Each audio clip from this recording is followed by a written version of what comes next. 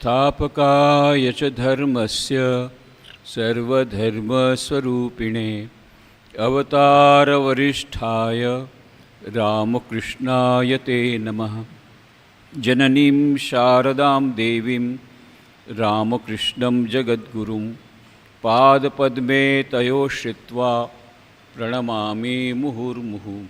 नमः श्रीयतिराजाय विवेकानन्दसूरये सच्चित्सुखस्वरूपाय स्वामिनेतापहारिणे।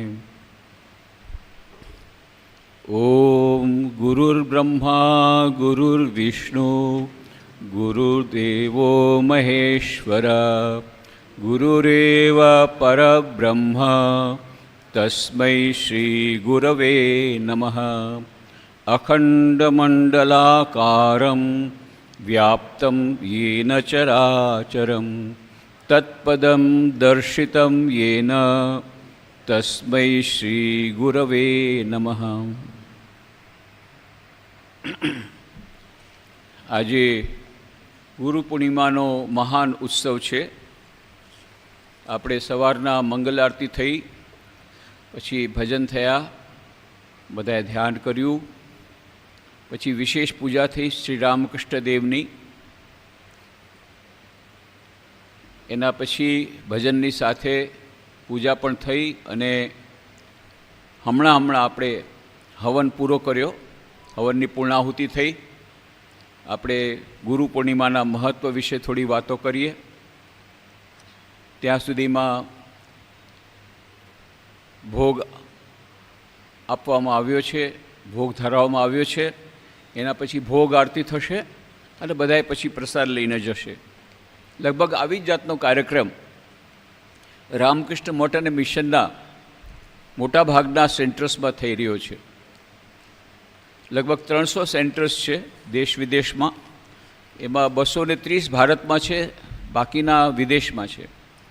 વિદેશમાં ઘણા સેન્ટર્સમાં એવું પણ બને છે કે ત્યાં વીકેન્ડમાં જ કોઈ કાર્યક્રમ થઈ શકે, વીકડેઝમાં ન થઈ શકે, શનિ રવિવાર થઈ શકે। એટલે એ લોકો આના પછીના રવિવારે એ લોકો ઉજવશે વિદેશમાં, ખાસ કરીને યુરોપ અમેરિકા જેવા સેન્ટર્સમાં। પણ ભારતના બધા સેન્ટર્સમાં આજે જ ઉજવે છે। પહેલાં ઉજવતા નહોતા, આ છેલ્લા 50 વર્ષોથી થયું છે। પહેલાં ગુરુ પૂર્ણિમાનો ઉત્સવ ઉજવવામાં નહોતો આવતો। શ્રી રામકૃષ્ણદેવ મા શારદાદેવી સ્વામી વિવેકાનંદની જન્મતિથિ ઉજવવામાં આવતી હતી।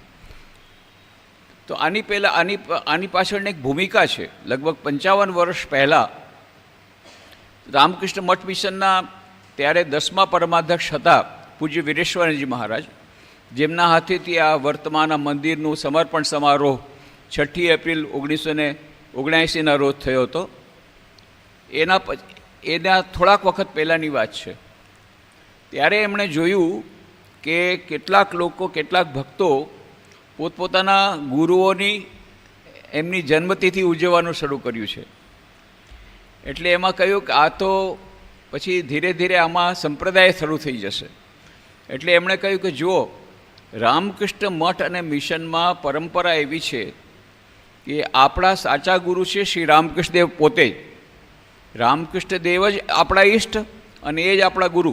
એટલે આપણે સંધ્યા આરતીમાં જો કહીએ છીએ ને, જય શ્રી ગુરુ મહારાજ કી જય, એટલે કે શ્રી રામકૃષ્ણદેવ કી જય। ગુરુ મહારાજ એટલે રામકૃષ્ણદેવ। તો ભલે આપણને, કારણ કે અત્યારે રામકૃષ્ણદેવ એ સ્થૂળ દેહમાં નથી, તો એમની કૃપા આપણને કેવી રીતે મળે, એટલા માટે થઈને અત્યારે જ આ પ્રેસિડેન્ટ, વાઇસ પ્રેસિડેન્ટ મહારાજના માધ્યમથી આપણને રામકૃષ્ણદેવની કૃપા મળે છે, એમના મંત્ર મળે છે। પણ એ શક્તિ કોની છે? શ્રી રામકૃષ્ણદેવની શક્તિ છે। એટલે શ્રી રામકૃષ્ણદેવ પોતે કહ્યું હતું, સચ્ચિદાનંદ જ ગુરુ બની શકે, બીજું કોઈ ગુરુ ન બની શકે। સચ્ચિદાનંદ એ જ ગુરુના અંતરમાં રહી અને શિષ્યને ત્યાં મંત્ર દીક્ષા આપે છે। અને ત્યારે આધ્યાત્મિક શક્તિ એ ગુરુ પાસેથી શિષ્ય પાસે જાય છે। હવે ટ્રાન્સમિશન કેટલું પાવરફુલ થાય છે એનો આધાર બે વસ્તુઓ પર છે। એક તો ટ્રાન્સમિટિંગ સ્ટેશન કેટલું પાવરફુલ છે અને એક રિસીવિંગ સ્ટેશન કેટલું પાવરફુલ છે। તમે ગમે એટલું પાવરફુલ સ્ટેશન હોય પણ તમારે એન્ટેના તમે નહીં લગાડ્યો હોય તો તમને ટીવીમાં કંઈ દેખાશે નહીં। તો આપણો રિસીવર સેટ પણ પાવરફુલ હોવો જોઈએ। તો આશ્ચર્ય વક્તા કુશલો છે લબ્ધા, આશ્ચર્ય જ્ઞાતા કુશલાનું શિષ્ટ. ગુરુ પણ કુશળ હોવા જોઈએ, શિષ્ય પણ કુશળ હોવા જોઈએ, તો ટ્રાન્સમિશન થાય. આપણા યુગમાં આપણા માટે એક બહુ સરસ ઉદાહરણ છે. શ્રી રામકૃષ્ણદેવ ઉત્તમ ગુરુ અને સ્વામી વિવેકાનંદ ઉત્તમ શિષ્ય. આવા લક્ષણ આપણે આવી રીતે ક્યાંય નહીં મળશે. ઉત્તમ ગુરુના જેટલા લક્ષણો છે, શ્રોત્રિય, બ્રહ્મનિષ્ઠ, અવ્રજીન, અકામ હતો, બધા લક્ષણો શ્રી રામકૃષ્ણદેવમાં મળે. અને આદર્શ શિષ્યના બધા લક્ષણો એ પણ મળે. નિત્યાનિત્ય વસ્તુ વિવેક, મુમુક્ષુત્વ, ઈયામૂત્ર ફલભોગ રાગ વિરાગ, શમદમાદિ ષટ્સંપત્તિ, આ જેટલા આદર્શ શિષ્યના લક્ષણો એ પણ બધા મળે. અને ગુરુ શિષ્ય વચ્ચેનો પ્રેમ કેટલો હોવો જોઈએ? વિશ્વના ઇતિહાસમાં ગુરુ શિષ્યનો જેવો પ્રેમ શ્રી રામકૃષ્ણ સ્વામી વિવેકાનંદ વચ્ચે બતાવવામાં આવે, જે આપણને ઐતિહાસિક એના પૂરા કથન આપણી પાસે છે, એવું ક્યાંય જોવા મળતું નથી. કાકા સાહેબ કાલાલકર કહે છે કે અત્યાર સુધી આપણે ગુરુ ઘેલા શિષ્યો વિશે સાંભળ્યું હતું, પણ શિષ્ય ઘેલા ગુરુ તો પહેલી વાર જોયા. શિષ્ય ઘેલા ગુરુ શ્રી રામકૃષ્ણ દેવ નરેન માટે કેટલા વલખે છે. નરેન આમ જુઓ તો એ કલકત્તામાં એક અટોર્ની, વિશ્વનાથ દત્તનો પુત્ર, કોલેજમાં ભણે છે બહારથી તમે જુઓ તો. પણ શ્રી રામકૃષ્ણ જાણે છે આ તો સપ્તર્ષિ મંડળનો ઋષિ છે, નર ઋષિ જગતના કલ્યાણ માટે આવ્યા છે. અને પહેલી જ મુલાકાતમાં જ્યારે દક્ષિણેશ્વર આવે છે, શ્રી રામકૃષ્ણ નરેનનો હાથ લઈ એને પકડી અને પાસેના વરંડામાં જાય છે અને સ્તુતિ કરીને કહે છે, પ્રભુ તમે આટલા મોડા કેમ આવ્યા, હે નારાયણ. નરેનનાથ કહે છે, અરે ભાઈ આ કોની પાસે હું આવ્યા, આનું તો ચસકેલું છે કે હું અહીંયા વિશ્વનાથ દત્તનો દીકરો, ને મને કહે છે તમે તો સપ્તર્ષિ મંડળના ઋષિ છો, અને આવી રીતે મને આવી રીતે હાથ જોડીને કહે છે ભાઈ હું તો ખોટી જગ્યાએ ફસાઈ ગયો. પણ શ્રી રામકૃષ્ણ છોડતા નથી પોતાના હાથેથી. અને અરે કે હું મિત્રો સાથે ખાઈ લઈશ, નહીં એ લોકોને પછી મળશે. પોતાના હાથેથી માખણ ખવડાવે છે, મીઠાઈ ખવડાવે છે, પણ એમને સંતોષ નથી થતો. અને પછી રડવા માંડી ગયા શ્રી રામકૃષ્ણ. આટલા મોડા એવા તમે, આટલા મોડા, આટલો વિલંબ કરાય? આ સંસારી લોકોની વાતો સાંભળીને મારા કાન હેરાન પરેશાન થઈ ગયા, કાન બળી ગયા. આટલું મોડું કરાય આવવામાં? સ્વામી વિવેકાનંદ કંઈ સમજી નહોતા શક્યા. અને પછી કહે છે જો ફરીથી આવજે હો. સ્વામી વિવેકાનંદ કહે છે હવે કોઈ આવું પાગલ પાસે પાછું અવાય? પણ કોણ જાણે કેમ એવું અટ્રેક્શન થયું, જાણે મેગ્નેટ ખેંચે એમ, તો ઉઘાડા પગે દોડતા દોડતા આવ્યા. આ જે અટ્રેક્શન ગુરુ પ્રત્યે શિષ્યનું, અને શિષ્ય પ્રત્યે ગુરુનું આકર્ષણ. સ્વામી પ્રેમાનંદજી મહારાજ એક વાત કહે છે કે રાતના સૂતા હતા અને શ્રી રામકૃષ્ણદેવ બગલમાં ધોતેલી કહે છે કે મને બહુ રડવું આવે છે, એટલું બધું દુઃખ થાય છે જાણે છાતીમાંથી કોઈ ટુવાલ નીચોતો હોય ને એટલું બધું મારું છાતી મારા હૃદયને નીચોવી રહ્યું છે કોઈ. કેમ? તો કે આ નરેન ઘણા દિવસે નથી આવ્યો, એને જોવા માટે હું તલપાપડ થાઉં છું. કેટલી વાર એને કીધું પણ આવતો નથી. સ્વામી પ્રેમાનંદજી કહે છે આ કેવો નરેન છોકરો છે કે આ તરફ ગુરુદેવ આવડા મોટા રામકૃષ્ણ પરમહંસ, ત્યારે તો એમની ખ્યાતિ બહુ પ્રસરી ગઈ હતી. કેશવચંદ્ર સેને ન્યૂઝપેપરમાં આપ્યું હતું, યંગ બેંગોલ એની પાછળ આવી ગયા હતા. આ રામકૃષ્ણ પરમહંસ, આવા મોટા પરમહંસ એ રડી રહ્યા છે એના માટે, ને આવતો નથી. કેવો નિષ્ઠુર છે કે જો. પછી કે તમે સૂઈ જાઓ, કાલે સવારે જ અમે નરેનને કહેશું, કાલે લઈને આવશું, તમે સૂઈ જાઓ. એમ કરીને શાંત પાડ્યા. અડધી કલાક પછી આવ. હા, નરેન વગર મને બહુ દુઃખ થાય છે, અને રડવા માંડી ગયા. નરેનને કહેજો ને એકવાર મને મળવા આવે. હા અમે કાલે જ જઈને કહીશું, અત્યારે રાતના તો ન જવાય, સવારના જશું, તમે સૂઈ જાઓ. આખી રાત આવો ડ્રામા ચાલ્યો. વિચાર કરો ગુરુનું શિષ્ય પ્રત્યે કેવું આકર્ષણ, અને આ પ્રત્યે, અને પછી શિષ્યનું ગુરુ પ્રત્યે આકર્ષણ. આવી જોડી મળતી નથી. આટલા ઉચ્ચ કોટીના ગુરુ, ઉચ્ચ કોટીના શિષ્ય. અને સ્વામી વિવેકાનંદની ગુરુભક્તિ કેવી એ કહે છે કે ગુરુદેવના ચરણ ધૂલીથી લાખો વિવેકાનંદ તૈયાર થઈ શકે, પેદા થઈ શકે. ગુરુદેવ રામકૃષ્ણ પરમહંસની ચરણ ધૂલીથી લાખો વિવેકાનંદ પેદા થઈ શકે, છતાં એમ ન કરી અને આ વિવેકાનંદ પાસે બધું કરાવે છે. એમાં હું શું કરું? અને જે કંઈ મારું સારા કામ થયા છે અત્યાર સુધી, એ બધાનો શ્રેય મારા ગુરુદેવને જાય છે. અને જો મારાથી કદાચ કોઈ ખોટું બોલાઈ ગયું હોય, કોઈ કદાચ ખોટું થઈ ગયું હોય, તો એના જવાબદાર હું છું. એવી ગુરુ ભક્તિ, અદ્ભુત ગુરુ ભક્તિ. અને આ તરફ રામકૃષ્ણદેવને કેટલો બધો એમના ઉપર વિશ્વાસ છે. જ્યારે બધાએ કહ્યું કે નરેન તો હવે આજકાલ નાસ્તિક થઈ ગયો છે અને એણે ભગવાનનું બધું છોડી દીધું છે, કારણ કે પિતાજી મરી ગયા, પિતાજી અચાનક ગુજરી ગયા અને પછી એટલા બધા દુઃખ આવ્યા. એણે કીધું કે હું તમારા ભગવાનમાં માનતો નથી, ભગવાન તો આવો નિષ્ઠુર છે, એ જે લોકોને ખાવા પીવાનું મળે છે 2 ટાઈમ, એ લોકો ભલે કે ભગવાન છે ભગવાન છે, પણ જે લોકોને ખાવા પીવાનું નથી મળતું, ભૂખે મરી રહ્યા છે, એના સામે તમે ભગવાનની વાતો નહીં કરો. આ તો એમણે મોઢેથી બોલ્યા. એનાથી બધા એમના જે મિત્રો એમ સમજ્યા કે ખરેખર નરેન નાસ્તિક થઈ ગયું છે, પણ આ તો એમને કહેવા માટે કહ્યું. પણ નરેને ક્યારેય ભગવાનની પ્રાર્થના છોડી નહોતી. શ્રી રામકૃષ્ણ કહે, ખબરદાર, માએ મને બતાવી દીધું છે જગદંબાએ, નરેન કોઈ દિવસ એવો થશે નહીં. જો હવે ફરીવાર મારી પાસે નરેનની આવી વાત કરી તો હું તારું મોઢું નહીં જાઉં. કેટલો વિશ્વાસ શિષ્ય પ્રત્યે, અને શિષ્યનો કેવો પ્રત્યે ગુરુ પ્રત્યે વિશ્વાસ. જ્યારે શ્રી રામકૃષ્ણદેવના ગળામાં કેન્સર થઈ ગયું, કાશી પરના ઉદ્યાન બાટીમાં લઈ જવામાં આવ્યા, અને ત્યારે થોડાક એમણે જોયું, થોડાક એમના બધા જેટલા યુવકો હતા, સ્વામી વિવેકાનંદ, ત્યારે નરેન્દ્રનાથ દત્ત કોલેજના બધા મોટાભાગના કોલેજના સ્કૂલના વિદ્યાર્થી, રાખાલ, સ્વામી બ્રહ્માનંદજી, આ બધા ત્યારે સેવામાં હતા. અને એ લોકો આપસમાં વાત કરી રહ્યા હતા કે રામકૃષ્ણદેવને ગળામાં કેન્સર થયું છે. અને એ લોકો ત્યારે એમ માનતા હતા કે કેન્સર જેમ ટીબી ત્યારે માનવામાં આવતું, ટીબી તો એવી જ રીતે આ કન્ટેજિયસ રોગ છે, એટલે કે ચેપી રોગ છે, અને જો કોઈ રામકૃષ્ણદેવની સેવા કરશે એને પણ આ કેન્સર થવાની શક્યતા છે. એટલે પોતાનામાં આપસમાં કરી રહ્યા હતા કે આપણે બહુ સાવધાનીથી સેવા કરવી પડશે. નરેનનાથે સાંભળ્યું ત્યારે શું કર્યું એમણે? સામે જ શ્રી રામકૃષ્ણદેવને ગળામાં કેન્સર થયું હતું, એના કારણે એમને જે કંઈ ગળામાં થોડોક જે પ્રવાહી લેતા હતા એમાં એમના ગળામાં જે હતું એ પણ સાથે હતું. બધાયની સામે ગટગટાવી ગયા. તે દિવસથી આ બધી વાતચીત બંધ થઈ ગઈ કે આ ચેપી રોગ છે, આ છે. બધાએ મન દઈને, મન પ્રાણ દઈને સેવા કરવા લાગી ગયા.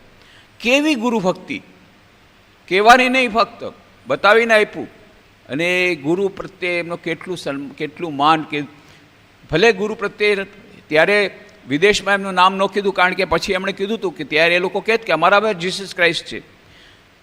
પણ અહીંયા ભારતમાં આવીને શું કર્યું? એમણે સંસ્થા ખોલી. શા માટે? એમના ગુરુએ કહ્યું હતું શિવ જ્ઞાનથી જીવ સેવા કરજો.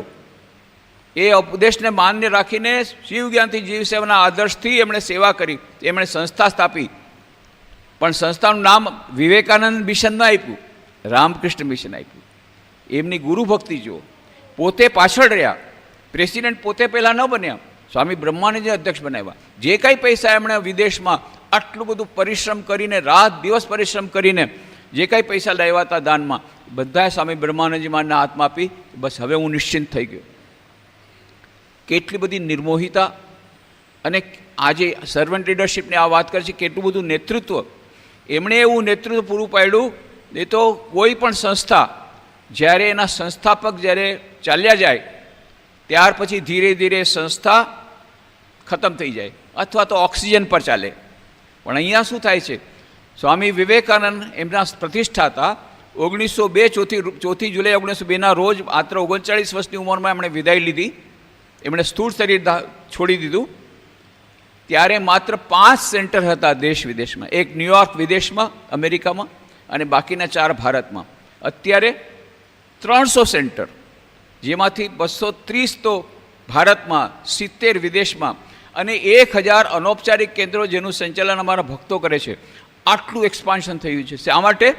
સ્વામી વિવેકાનંદે પોતાના ગુરુ પ્રત્યેની ભક્તિ રાખીને, ગુરુનો તો આદેશ લઈને એ ચાલ્યા. એટલા માટે આજે ગુરુ પૂર્ણિમાના દિવસે આપણે પોતપોતાના ગુરુ પ્રત્યે શ્રદ્ધા પ્રદર્શિત કરવાનો આ છે. અને આપણા રામકૃષ્ણ મઠ મિશનની જે પરંપરા છે, શ્રી રામકૃષ્ણદેવ જ આપણા ગુરુ છે અને શ્રી રામકૃષ્ણ જ આપણા ઈષ્ટ છે. તો આપણે એ રામકૃષ્ણદેવને આજે સ્મરીએ છીએ. એ આપણા પરમ ગુરુ. આપણે ગમે તે પાસે તમે દીક્ષા લીધી હોય, મહાપુરુષ મહારાજ કહે છે હું કંઈ દીક્ષા આપતો નથી, હું તો રામકૃષ્ણદેવના ચરણમાં સોંપી દઉં છું મારા શિષ્યોને. અને એ જ વાત બધા ગુરુઓ કરે છે કે જે કંઈ અમે કરીએ છીએ એ મંત્ર એમના માધ્યમથી આપણને મળે છે. પણ ખરેખર તો એ રામકૃષ્ણદેવ જ આપણા ગુરુ છે અને એ રામકૃષ્ણદેવની જ આજે વિશેષ પૂજા થઈ. આજે ગુરુ પૂર્ણિમાને દિવસે આપણે એમને વિશેષ પ્રણામ કરીએ, શ્રી રામકૃષ્ણદેવને, પોતપોતાના ગુરુને સ્મરીએ, પોતાના ગુરુ પ્રત્યે કૃતજ્ઞતા બતાવવાનો આ અવસર છે. એક શ્રી સ્વામીજીએ દીક્ષા લીધી, મંત્ર દીક્ષા. રામકૃષ્ણ મઠ મિશનના પરમાધ્યક્ષ હતા ત્યારે સ્વામી શંકરાનંદજી મહારાજ. શંકરાનંદજી કે દીક્ષા તો લઈ લીધી, પણ દક્ષિણાનું શું થયું? હા કે દક્ષિણા મેં આપી. કે શું આપ્યું? કે ફળ આપ્યા ને ફૂલ આપ્યા. કે આ ફળથી ન થાય તો કેવું ફળ જોઈએ? એ કે જે બીજ આપ્યું છે મંત્ર, એ બીજમાંથી વૃક્ષ થશે. એ વૃક્ષમાં જ્યારે ફળ આવશે, ઈશ્વર દર્શન રૂપી ફળ, એ ફળ તારે મને આપવાનો, તો ગુરુ દક્ષિણા પાકી. તો કહેવાનો મતલબ ગુરુની શિષ્ય પાસેથી બીજી કોઈ ખેવના નથી. આવડા ફળની પણ ખેવના નથી અને ફૂલની પણ ખેવના નથી. એ તો આપણે પોતાના શ્રદ્ધા ભક્તિ પ્રમાણે થોડુંક આપણે જે કંઈ દક્ષિણા આપી છે. નહીં, એમને આ નથી જોતું.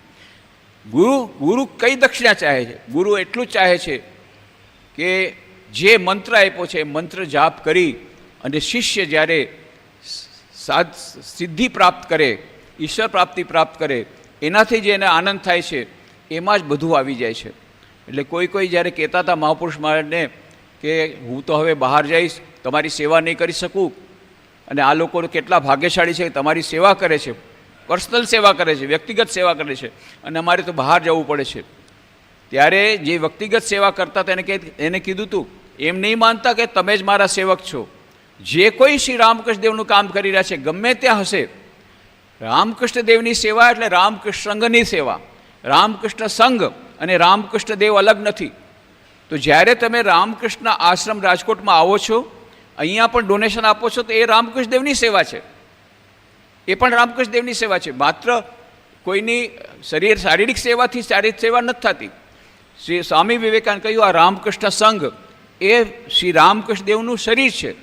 તો જે રામકૃષ્ણ સંઘની સેવા કરે છે, રામકૃષ્ણ મઠ મિશનના કેટલી બધી પ્રવૃત્તિઓમાં જોડાય છે, એમાં પોતાની સેવા આપે છે, એ લોકો પણ ગુરુ સેવા કરી રહ્યા છે.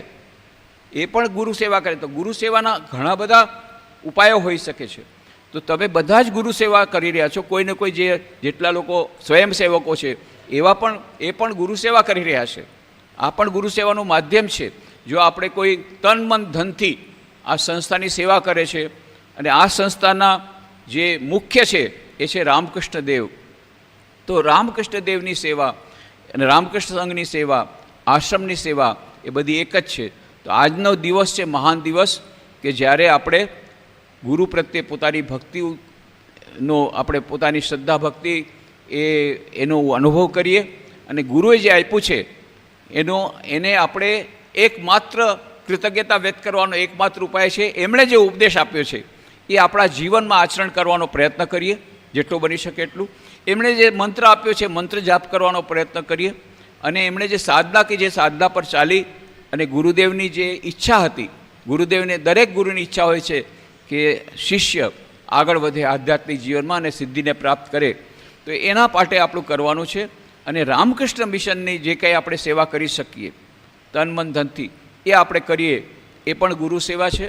અને એ ગુરુ માટે તો એમ જ કહ્યું, ગુરુ બિન કોણ બતાવે બાટ, બડા વિકટ એજમ ઘાટ. આ ગુરુ વગર ન થાય. કઠોપનિષદમાં કહ્યું છે, ક્ષુરસ્ય ધારા નિશિતા દુરત્યા દુર્ગમ પથસ્તત કવ્યો વદંતી. આ માર્ગ કેવો છે અધ્યાત્મનો? અત્યંત કઠિન છે. તલવારની ધાર પર ચાલવા જેવો કઠિન છે. તો શું કરો?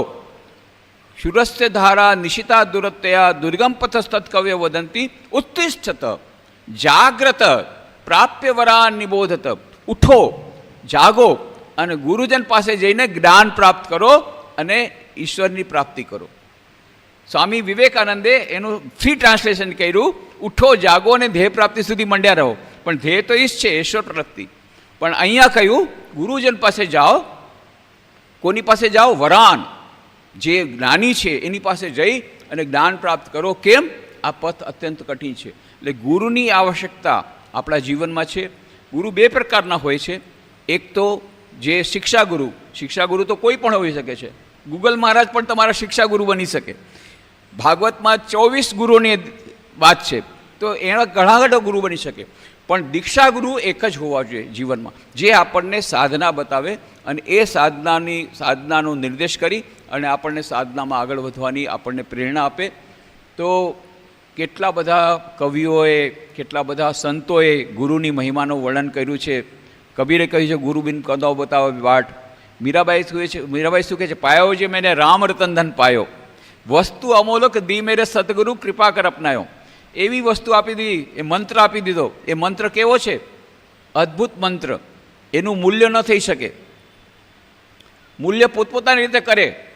જે રામકૃષ્ણદેવની વાર્તા, રીંગણાવાળા પાસે કે તો 9 સેર રીંગણા આપું, કપડાવાળો કે 9 મીટર કપડાં આપું, ચાંદીવાળા કે 9 કિલો ચાંદી આપું, સોનાવાળા કે 9 કિલો સોનું આપું. પણ જે હીરાનો વેપારી હોય કે છે ના, આ કોઈનો હીરો છે, જેટલા જોતા લઈ જા, પણ મને હીરો આપી દે. આ હીરો છે. આપણને જે મંત્ર મળ્યો છે એ અદ્ભુત મંત્ર છે. એની આપણે એ મંત્ર જેને મળ્યો નથી એ મંત્ર લઈ લઈએ, ભલે ને અહીંયાથી ન લઈએ, ગમે ત્યાંથી લઈએ, પણ એક ગુરુ હોવા જોઈએ જે સાધનામાં આપણને આગળ વધે. એક યુવકે એક વરિષ્ઠ સંન્યાસીને પત્ર લખ્યો, મહારાજ મારી મંત્ર દીક્ષા થઈ ગઈ છે, ઇનિશિએશન અંગ્રેજીમાં કહે છે, ઇનિશિએશન મંત્ર દીક્ષા થઈ ગઈ છે, મને આશીર્વાદ આપો. એટલે સ્વામીજી બહુ સુંદર એનો ઉત્તર આપ્યો, initiation question mark, opening A bank account question mark. So now you have the chequebook with you, you can draw any amount of spirituality from Sri Ramakrishna's bank, but before you begin to withdraw, deposit love, deposit faith. હવે તો તમને દીક્ષા મળી ગઈ એટલે બેંકમાં account open થઈ ગયું, રામકૃષ્ણની બેંકમાં તમારું એકાઉન્ટ ઓપન થઈ ગયું. હવે તમે રામકૃષ્ણની બેંકમાંથી ગમે એટલો ખજાનો લઈ શકો, કારણ કે રામકૃષ્ણદેવે સાધના કરીને જે ખજાનો છે, અદ્ભુત ખજાનો છે, જેટલું લેવું હોય લઈ જાઓ. પણ પહેલાં વિથડ્રો કરતાં પહેલાં થોડું ડિપોઝિટ કરો, શ્રદ્ધા અને ભક્તિ ડિપોઝિટ કરો, થોડી સાધના કરો, સ્વાધ્યાય કરો, પુસ્તકો વાંચો, ગુરુદેવ મંત્ર આપે સાધના કરો, પછી તમારું ડિપોઝિટ પણ જોરદાર થશે. ને આ બેંક તો જબરદસ્ત બેંક છે, પછી તમે ગમે એટલું એમાંથી વિથડ્રો કરી અને તમે આગળ વધી શકશો. બહુ સુંદર વાત છે. મંત્ર દીક્ષા સાધારણ વસ્તુ નથી, ગુરુ બનાવવા સાધારણ વસ્તુ નથી, ગુરુ મળવા એ સાધારણ વસ્તુ નથી. તો પાયો જે મેને રામ રતન ધન પાયો, વસ્તુ અમોલક દી મેરે સદગુરુ કૃપા આપ, સદગુરુ કૃપા કર અપનાયો. તો આવી રીતે સદગુરુએ કૃપા કરીને આપણને અપનાવી લીધા. તો એ આપણે એના માટે ખૂબ જ કૃતજ્ઞ છીએ. ભગવાન શ્રી રામકૃષ્ણદેવ, મા શારદા દેવી, સ્વામી વિવેકાનંદ ચરણોમાં એ પ્રાર્થના કરીએ કે આપણા ગુરુ પ્રત્યે આપણી ભક્તિ, શ્રદ્ધા ભક્તિ વધે અને ગુરુના કહ્યા પ્રમાણે, ગુરુના ઉપદેશ પ્રમાણે આપણે પોતાની સાધનામાં આગળ વધી શકીએ. અને ગુરુનું જે ઋણ છે આપણા ઉપર, ઋણ ઉતારવાનું એકમાત્ર, એટલું બધું ઋણ છે આપણા ઉપર ગુરુનું, એ ઋણ ઉતારવાનો એકમાત્ર ઉપાય છે એમના ઉપદેશનું પાલન કરી સાધનામાં આગળ વધી અને આપણે પોતાનું મનુષ્ય જીવન એ છે સાર્થક કરી શકીએ. એવી પ્રાર્થના ભગવાન શ્રી રામકૃષ્ણદેવ, મા શારદા દેવી, સ્વામી વિવેકાનંદ ચરણોમાં કરું છું. થોડીક વાર આપણે ધ્યાન કરશું, પછી ભોગ આરતી થશે. ઓમ શાંતિ શાંતિ શાંતિ. હરિ ઓમ તત્સત. શ્રીરામકૃષ્ણાર્પણમસ્તુ.